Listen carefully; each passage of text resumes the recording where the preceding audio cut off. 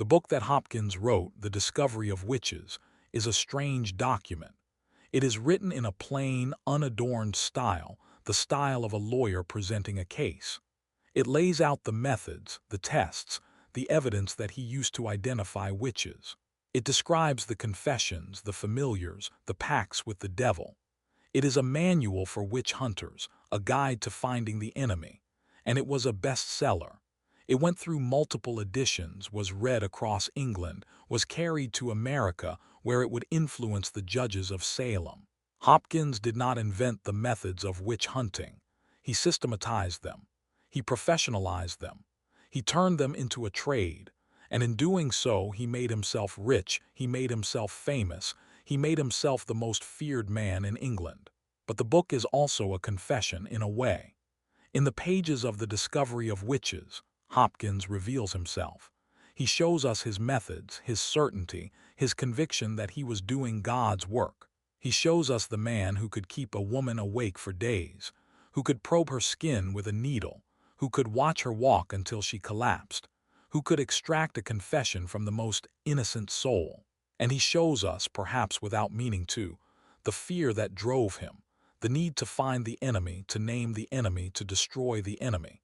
Because if the enemy was not out there, then perhaps the enemy was within. The legacy of Matthew Hopkins is not confined to the 17th century. The patterns he established, the methods he perfected, the fear he exploited, they are still with us. They appear in every society that turns on itself, that looks for scapegoats, that finds comfort in accusation. They appear in the whispers that spread through a community, the rumors that destroy a reputation, the suspicion that poisons a relationship. They appear in the times when we are most afraid, when we are most uncertain, when we are most tempted to find someone to blame. The Witchfinder does not wear a black hat. He does not carry a pricker. He does not travel from town to town with a fee for his services.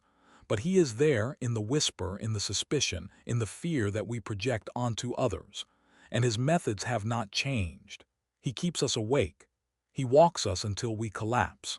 He probes us for the mark that proves our guilt. And he waits for us to confess. The women of Essex, of Suffolk, of Norfolk, of Cambridgeshire, they are not just the victims of a distant history. They are our sisters, our mothers, our daughters. They are the ones who are accused because they are different, because they are vulnerable, because they have no one to speak for them. They are the ones who confess because they cannot bear the pain. They are the ones who die because a society in crisis needs someone to blame. And when we remember them, when we speak their names, when we tell their stories, we are doing something more than remembering the past.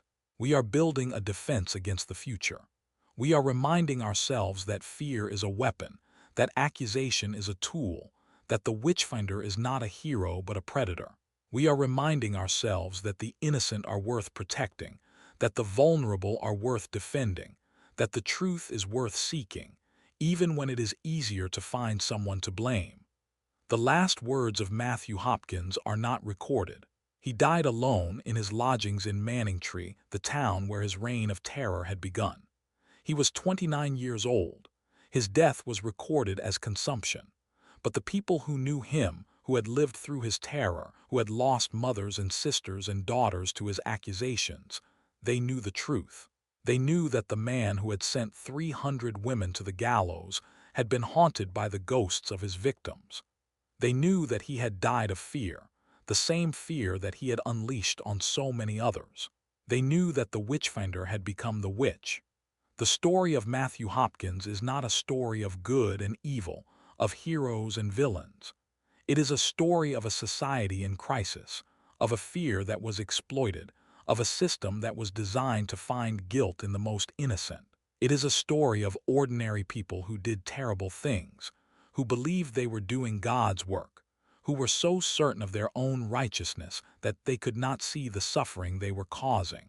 It is a story of women who were accused, who confessed, who died, whose names were erased from the records, whose lives were reduced to a few lines in a court document. And it is a story that we tell today, not because we are fascinated by the darkness, but because we need to remember. We need to remember that fear is a weapon. We need to remember that accusation is a tool. We need to remember that the Witchfinder is not a hero. And we need to remember that the innocent are worth protecting. When we walk through the villages of Essex today, the fields are quiet, the churches are still, the memories of the witch hunts have faded into the landscape. But if you know where to look, you can still find traces. The gallows hill where the women were hanged, the prison where they were held, the cottages where they lived, where they were accused, where they were taken away. And if you listen in the silence of the fields, you might hear the echo of the whispers, the accusations, the confessions. You might hear the voice of Matthew Hopkins, demanding that they name their familiars, that they describe their pacts, that they confess. And you might hear beneath his voice the voices of the women saying the only words that could make the pain stop. I am a witch, I am a witch. Let me sleep, let me rest, let me go. The witch hunts of 17th century England are over. The women who died are buried in unmarked graves. The men who accused them are long dead. But the fear that drove them, the need to find someone to blame, the willingness to trade the hard work of understanding for the easy comfort of accusation, that fear is not dead. It is waiting in the shadows for the next time the world stops making sense, for the next time we are afraid, for the next time we need someone to blame. And when that time comes, we will have to choose. Will we be the accusers, or will we be the ones who stand with the accused? Will we pick up the pricker, or will we refuse to hold it? Will we whisper the names of the witches, or will we speak the names of the innocent? The choice is ours. The history of Matthew Hopkins is a warning, but it is also an invitation. It is an invitation to remember, to reflect, to choose differently. The women who died at the hands of the Witchfinder General cannot speak for themselves. Their voices are lost to history, their stories are fragments, their names are barely recorded. But we can speak for them. We can tell their stories. We can remember that they were not witches, they were not servants of the devil, they were not the cause of the chaos that surrounded them. They were women, they were mothers, daughters, sisters, they were innocent. And they died because a man named Matthew Hopkins saw an opportunity.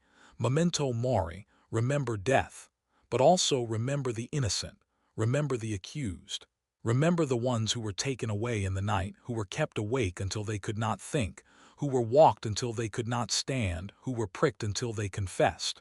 Remember them, speak their names, tell their stories, and in the telling, build a world where the Witchfinder has no power, where the accusation is not a weapon, where the innocent are safe. That is the legacy of the Witchfinder General. That is the history we carry. That is the choice we face. The chronicle of Matthew Hopkins is closed. The pages of the discovery of witches are yellowed, the ink is faded, the book sits in libraries and archives, a relic of a darker time. But the story is not finished. It is still being written in every community that turns on itself, in every society that looks for a scapegoat, in every moment when fear overcomes reason. The Witchfinder is still with us. He is in the whisper, the suspicion, the accusation. He is in the certainty that we are right and they are wrong. He is in the willingness to hurt, to destroy, to kill, because we believe that the enemy is among us, and the only defense against him is the truth. The truth that the accused are not always guilty. The truth that the innocent are worth protecting. The truth that fear is not a weapon but a wound, and that wounds are healed, not inflicted. The women of Essex died. Their names are lost. Their stories are fragmentary, but we remember them. We remember Elizabeth Clark, who was accused because she was old and poor and different. We remember Mary Lacy, who confessed because she could not bear the pain. We remember the 300 women who were hanged, whose bodies were left to rot on the gallows, whose names were erased from the records. We remember them, not because we are fascinated by the darkness, but because we need to remember. We need to remember that they were innocent. We need to remember that they died. We need to remember that it could happen again. And we need to choose in our own time to stand with the accused, to speak for the voiceless, to refuse the role of the accuser. That is the lesson of the Witchfinder General. That is the chronicle we inherit. That is the history we carry. The confessions extracted by Hopkins followed a pattern. The accused would confess to meeting with the devil, who would appear in the form of an animal, a dog, a cat, a rat, a bird. They would describe how the devil had sucked their blood, leaving the mark that the pricking would later find. They would name their familiars, giving them names like Holt or Jarmara or Vinegar Tom. They would describe the spells they had cast, the curses they had laid, the harm they had done to their neighbors. The details varied, but the structure was always the same. It was a template, a script that Hopkins had developed, and the accused, broken by the tests, would recite it back to him. Hopkins did not work alone. He had a network of assistants, men who traveled with him, who conducted the tests, who kept the accused awake, who watched them walk until they collapsed. His partner, John Stearn, was with him from the beginning. There was also a man named John Stern, and a woman, his wife, who was said to have a talent for finding the witch's mark. There were others, whose names have been lost, men who were drawn to the work by the promise of pay, by the power it gave them, by the license it granted to hurt, to humiliate, to destroy. They were the foot soldiers of the witch hunt, the ones who held the women down, who probed their skin with needles, who watched them walk for days, who were present at the confessions, who signed the documents that sent the accused to the gallows. The witch hunt was not just the work of one man. It was a system. The magistrates who issued the warrants, the clergymen who preached sermons against witchcraft, the neighbors who brought the accusations, the jurors who heard the evidence, the executioners who tied the rope, all of them were complicit. They all had a part in the machinery of death, and they all, in their own way, believed that what they were doing was right. They believed that witches were real. They believed that the devil was at work in their communities. They believed that they were fighting a war against the forces of darkness. The Civil War had taught them that the world was a battlefield, that God was on one side and the devil on the other, and that there was no middle ground. To be a witch was to be on the side of the devil. To accuse a witch was to do God's work, and to execute a witch was to protect the community from the forces that would destroy it. This is the atmosphere in which Matthew Hopkins operated. It was an atmosphere of paranoia, of religious extremism, of a world turned upside down. The Civil War had shattered the old certainties. The king was at war with his parliament. The bishops had been abolished. The church was in chaos. People did not know what to believe, who to trust, where to turn for safety. And in that vacuum, the fear of witchcraft flourished. It offered an explanation for the chaos. It offered a target for the fear. It offered a way to make sense of a world that had stopped making sense. The witches, it was said, had caused the war. The witches had brought the plague. The witches had blighted the crops and killed the cattle and sent storms to destroy the ships. The witches were the enemy, and they had to be found, and they had to be destroyed. Hopkins was not the only witchfinder working in England during this period, but he was the most successful, the most notorious, the most feared. His methods were copied by others, his book became a bestseller, his name became a curse word. In the 3 years between 1645 and 1647, he and his associates conducted trials across Essex, Suffolk, Norfolk, Cambridgeshire, Huntingdonshire, and the Isle of Ely. They sent more than 300 women to the gallows. They destroyed families, tore apart communities, left a trail of grief and terror that would not heal for generations. And then, just as quickly as it had begun, it stopped. The fall of Matthew Hopkins was as sudden as his rise. The accusations that he had once wielded with such skill were turned against him. A man named John Gall, a clergyman from Huntingdonshire, began to preach against the witchfinders. He questioned their methods. He pointed out that the confessions were extracted by torture, that the tests were designed to produce guilt, that the evidence was worthless. He wrote a book, Select Cases of Conscience Touching Witches and Witchcrafts, in which he argued that the witch hunts were a fraud, that the accused were innocent, that the witchfinders were the real servants of the devil. The tide began to turn. The magistrates who had welcomed Hopkins began to question him. The juries that had convicted the accused began to doubt. And then, a woman named Elizabeth Pratt, who had been accused by Hopkins, was examined by a different magistrate, a man of integrity who refused to accept the confession that had been extracted under torture. He demanded evidence. He demanded witnesses. And when none were forthcoming, he released her. It was a turning point.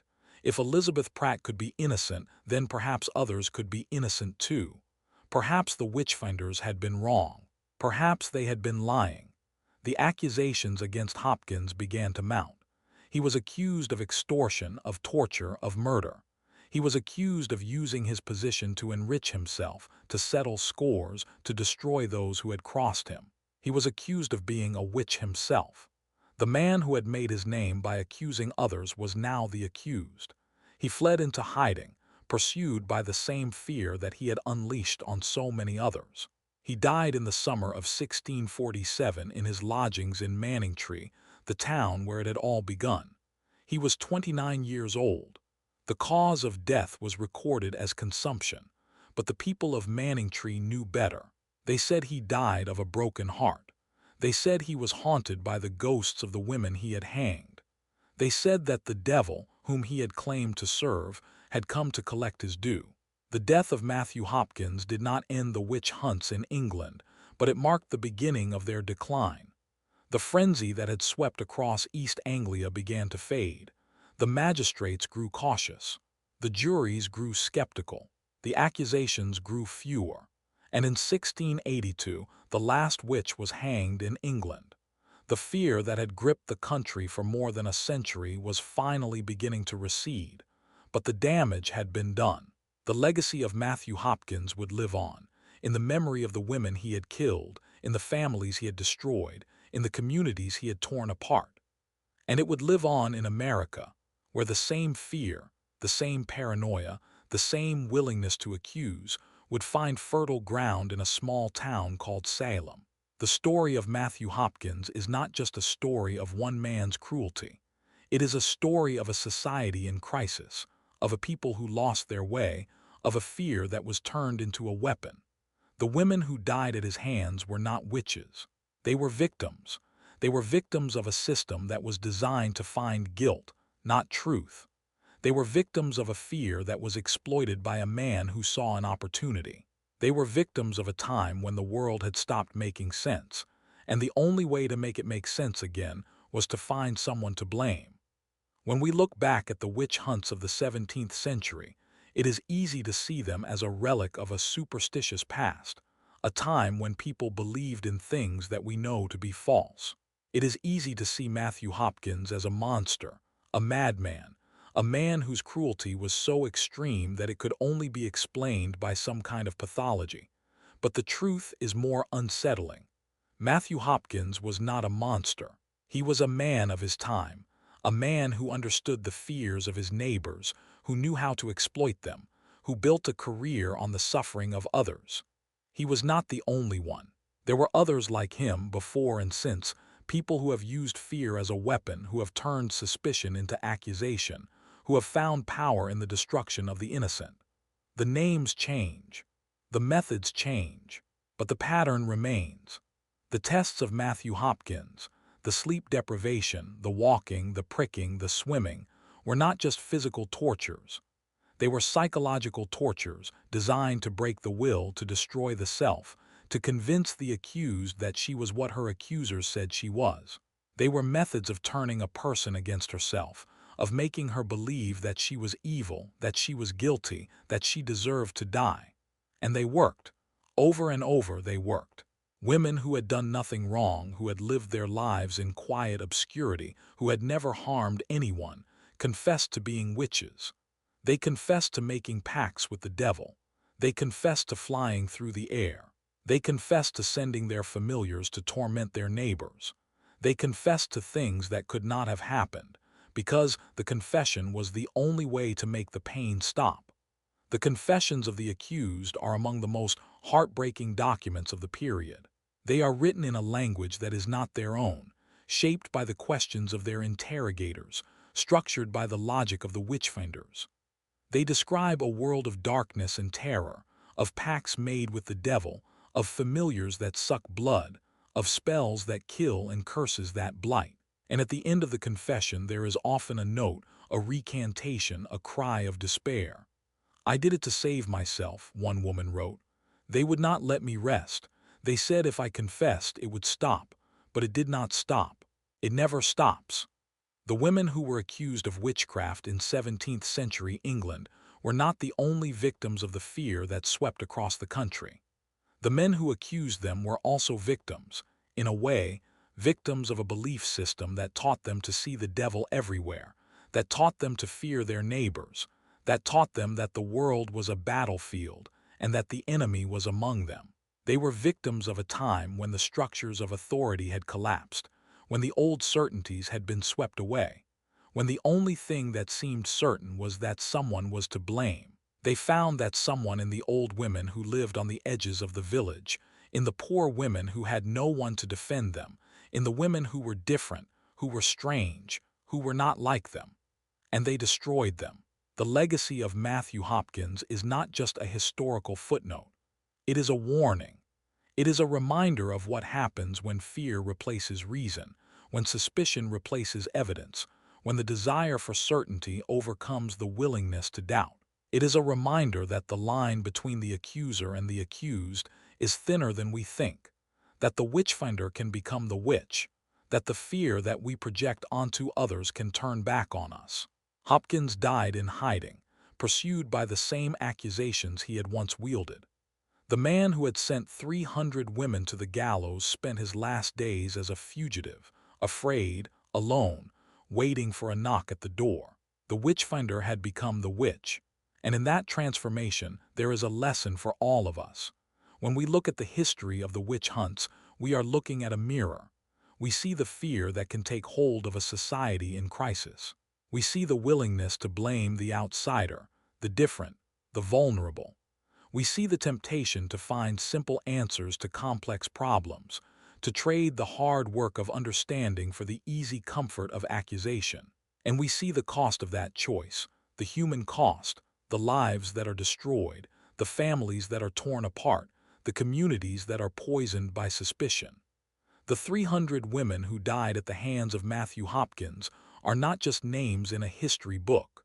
They are a reminder. They are a reminder that fear is a weapon, and that weapons, once unleashed, are not easily controlled. The trials of the accused were not trials in any meaningful sense.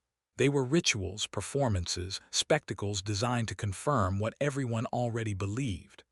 The accused was brought into the courtroom, already broken, already exhausted, already convinced of her own guilt. The evidence was presented, the confession was read, the witnesses testified. And then the verdict was delivered. Guilty. The sentence was death. The execution was public, a spectacle that drew crowds, that was meant to terrify, that was meant to remind the community of the consequences of making a pact with the devil. The women were hanged. Their bodies were sometimes burned. And then the crowd went home, and the next day the accusations began again. The women who died were not heroes. They were not saints. They were ordinary women, poor women, women who had no one to speak for them. They were the Elizabeth Clarks, the Anne Wests, the Mary Lacys. They were the women who had been accused before, who had been lucky enough to escape, who had thought that the danger had passed. They were the women who had never done anything wrong, who had lived their lives in quiet obscurity, who had never hurt anyone. And they were the women who died because a man named Matthew Hopkins saw an opportunity. In the end, the story of Matthew Hopkins is a story of power. The power to name, the power to accuse, the power to destroy. Hopkins understood that power was not in the king or in Parliament or in the army. It was in the whisper, in the suspicion, in the fear that could be turned against anyone. He understood that a society in crisis will grasp at any explanation, any scapegoat, any way to make the chaos make sense. And he understood that a man with the courage to name the enemy, to point the finger, to say, "It is she is the cause of our suffering," could become a king in his own right. He became the Witchfinder General. He became the most feared man in England. And in the end, he died alone in hiding, pursued by the same fear he had created. In the winter of 1645, the county of Essex in eastern England was a place of fear. The civil war that had been tearing the country apart for 3 years had reached a stalemate, the armies of King Charles I and Parliament locked in a struggle that neither could win. The fields were empty, the roads were dangerous, and the towns were filled with whispers. Neighbor whispered against neighbor. Suspicion festered in the darkness. And in the village of Manningtree, a small settlement on the Stour River, a man sat in his lodgings writing. He was not a soldier. He was not a priest. He was a failed lawyer, a man in his 20s, a man who had tried to make his way in the world and had found the doors closed to him. His name was Matthew Hopkins, and he was about to become the most feared man in England. The document he was writing would later become a book called The Discovery of Witches. It would be read across the country, studied by magistrates and clergymen, used as a manual for identifying and prosecuting those who had made a pact with the devil. It would make its author famous. It would make him rich. And it would send more than 300 women to the gallows in less than 3 years. But on that winter night, Hopkins was not thinking of fame or fortune. He was thinking of the women he had already condemned, the confessions he had extracted, the bodies that swung from the gibbets of Chelmsford. He was thinking of the methods he had perfected, the tests that could find guilt in the most innocent of souls. He was thinking of the power he had discovered, the power to name, to accuse, to destroy. And he was thinking, perhaps, of the darkness that he had unleashed. The story of Matthew Hopkins is not just a story of one man's cruelty. It is a story of a society in crisis, of a nation torn apart by war, of a people who had lost their bearings and were searching for someone to blame. The English Civil War was not a clean war. It was a war of neighbor against neighbor, of brother against brother, of a king who believed his crown was divinely ordained, and a parliament that believed the king had overstepped his authority. The lines were blurred. The loyalties were divided. And in the chaos, old fears rose to the surface. Fears of witchcraft, of the devil, of the dark forces that lurked in the shadows, waiting for an opportunity to seize control. Witchcraft was not a new fear in 17th century England. It had been a crime for more than a century, punishable by death, and the laws against it had been reinforced by King James I, who had written his own book on the subject, Demonology, and who had overseen the North Berwick witch trials in Scotland. But the fear of witchcraft had always been a local thing, a matter of village disputes and personal grudges, a suspicion that the woman down the lane had cursed the cow or blighted the crops. The accusations were sporadic, the trials were rare, and the executions were few. In the 100 years before Matthew Hopkins began his work, fewer than 100 witches had been executed in England. In the 3 years of his reign, he would send more than 300 to the gallows. What changed? What turned a localized, sporadic fear into a frenzy that swept across eastern England, that consumed village after village, that tore families apart and sent hundreds of women to their deaths? The answer lies in the chaos of the Civil War. The established structures of authority had been shaken. The bishops had been abolished. The courts were in disarray. The king's power had been challenged, and the parliament's power had not yet been consolidated. In the vacuum, local magistrates, many of them Puritans who saw the devil's work everywhere, were desperate to assert their authority, to find order in the chaos, to prove that God was on their side. And into that vacuum stepped Matthew Hopkins, a man with a talent for accusation, a man who understood the power of fear, a man who knew how to turn suspicion into certainty. Hopkins first appears in the records of Essex in 1644. He had come to Manningtree, a town on the Stour River where his father had been a minister. He was not a successful man. He had tried to study law, had failed, had tried to find work, had failed. He was a man of ambition without means, of intelligence without direction. And then, one day, he heard a rumor. The women of Manningtree, the old women who gathered at the edge of town, who kept to themselves, who were poor and strange and different, they were witches.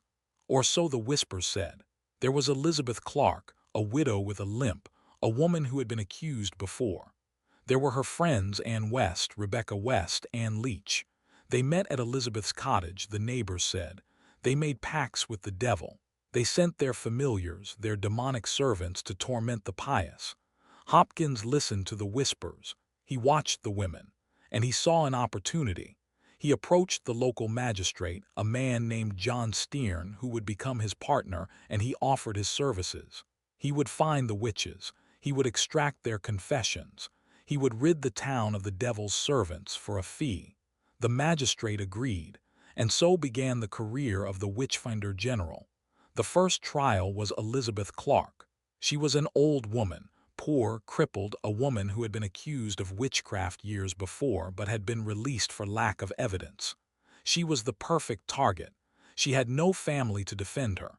She had no money to buy her freedom. She had no one to speak for her. Hopkins took her into a room and he began his work. He kept her awake for days, refusing to let her sleep, circling her, questioning her, whispering to her. Sleep deprivation, the first of his tests, the most effective of his tools. A woman who has not slept for 3 days will say anything to make the questioning stop. She will confess to anything. She will name anyone. Elizabeth Clark confessed. She named her friends, and the machine of accusation began to turn. The trial of Elizabeth Clark set the pattern for everything that followed. The confession, once extracted, was written down, signed, witnessed. The accused named others, and those others were arrested, questioned, deprived of sleep, and they named more. The accusations spread like a fire, from Manningtree to the surrounding villages, from Essex to Suffolk to Norfolk to Cambridgeshire. Hopkins and Stearn traveled from town to town, offering their services, conducting their tests, extracting their confessions. They charged a fee for their work, a fee that grew as their reputation grew. 20 shillings per town plus expenses. It was not a small sum, but the magistrates paid. They paid to be rid of the witches. They paid to have someone to blame for the chaos that surrounded them. The tests that Hopkins used were not his invention. They had been used for centuries, passed down from the witch trials of Europe, codified in the Malleus Maleficarum, the Hammer of Witches, a book that had been the manual for inquisitors since the 15th century. But Hopkins applied them with a rigor, a system, a professionalism that had never been seen before. He understood that the test was not about finding truth. It was about creating it. It was about breaking the accused, about wearing them down, about convincing them that the only way out was to confess. The first test was sleep deprivation. It was simple, effective, and it left no marks. The accused was kept awake for days, sometimes weeks, by a team of watchers who would prevent her from closing her eyes. She was questioned constantly, the same questions repeated over and over, until her mind began to blur, until she could no longer distinguish between what had happened and what she was being told had happened. After 3 days without sleep, a person will begin to hallucinate. After 5 days, they will lose the ability to reason. After a week, they will confess to anything. Hopkins knew this. He used it mercilessly. The second test was walking. The accused was made to walk back and forth across a room, for hours, for days, until her feet bled, until her legs gave out, until she collapsed. She was not allowed to rest. She was not allowed to sit. The watchers circled her, questioning, prodding, demanding. When she fell, they picked her up and made her walk again. The purpose was not to find evidence of witchcraft. The purpose was to break the will, to make the accused so desperate for relief that she would say anything to make it stop. The third test was the most infamous. It was called pricking. The belief was that a witch, having made a pact with the devil, would have a mark on her body, a place where the devil had touched her, a spot that would be insensitive to pain. The witchfinders would strip the accused, shave her body, and then probe her skin with a long metal needle, searching for the mark. If they found a spot that did not bleed or a spot that the accused did not flinch at, that was proof. But the pricking was not a test. It was a torture. The needles were sometimes retractable, designed to produce the desired result. The accused was held down, stripped, probed, and if she did not react to the needle, that was proof of her guilt. If she did react, the witchfinder would say she had not found the right spot yet, and he would continue. There was no way to pass the test. There was only pain, humiliation, and the slow erosion of the self. The fourth test was swimming. The accused was bound, hands to feet, and thrown into a body of water. If she sank, she was innocent, but she often drowned before she could be pulled out. If she floated, that was proof of witchcraft. The belief was that water, the element of baptism, would reject the witch, would refuse to receive her. The test was a death sentence either way. If she sank, she died. If she floated, she was taken to the gallows. These were the tests of Matthew Hopkins. They were not designed to find guilt. They were designed to produce it. And they worked. Over and over, women who had been accused, women who were innocent, women who had done nothing more than be poor or old or different, confessed. They confessed to making pacts with the devil. They confessed to sending their familiars to torment their neighbors. They confessed to flying through the air, to meeting in secret covens, to casting spells that killed children and blighted crops. And their confessions, extracted through torture, were used as evidence against others. The machine of accusation did not stop. It grew. The women who were accused came from every level of society, but they were overwhelmingly poor, overwhelmingly women, overwhelmingly those who had no one to speak for them. They were widows, spinsters, the elderly, the marginalized. They were the women who had always been the targets of suspicion, the ones who lived on the edges of the village, who kept to themselves, who were different. But as the witch hunt spread, the accusations began to reach higher. Wealthy women were accused, women with connections, women who had husbands to defend them, who had money to hire lawyers, who had the means to fight back. And when the accusations reached those who could fight, the witch hunt began to falter. The most famous of the Hopkins trials was that of a woman named Mary Lacy, who was accused of witchcraft in the town of Manningtree in 1645. She was the daughter of Elizabeth Clark, the first of Hopkins's victims. She was young, barely 20, and she had been forced to watch her mother be taken away, imprisoned, questioned, and eventually hanged. Mary Lacy's confession, extracted after days of sleep deprivation, is one of the most extraordinary documents of the period. In it, she describes in vivid detail the meetings of the witches, the appearance of the devil in the form of a dog, the familiars that she had sent to torment her neighbors. She names names. She gives details. She provides the evidence that will be used to condemn her friends and neighbors. And at the end of her confession, she recants. She says that she was made to say these things, that she was not allowed to sleep, that the witchfinders threatened her, that she was forced to confess to things that never happened. But it was too late. The confession had been taken. The evidence had been recorded. Mary Lacy was hanged in the summer of 1645, alongside her mother's friends, her neighbors, her accusers. The trial of Mary Lacy is a window into the psychology of the witch hunt. How did a young woman, a woman who had done nothing wrong, come to believe that she was a witch? The answer lies in the methods of Matthew Hopkins. Sleep deprivation does not just wear down the body. It wears down the mind. It erodes the sense of self. It makes the victim vulnerable to suggestion, to the ideas that are being planted by the questioner. After days without sleep, a person will begin to believe what they are told. They will begin to see the truth in the accusations.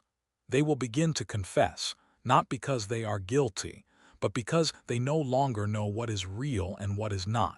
Mary Lacy's confession, with its vivid details, its intricate descriptions of devilish meetings, its careful naming of names, was not a record of what had happened. It was a record of what Matthew Hopkins had told her to say. If you're enjoying this journey into the mysteries, make sure to hit the like button and subscribe to the channel. Your support helps us uncover more hidden secrets, haunted stories, and thrilling tales just like this one. Don't miss what's coming next. Subscribe now and turn on notifications.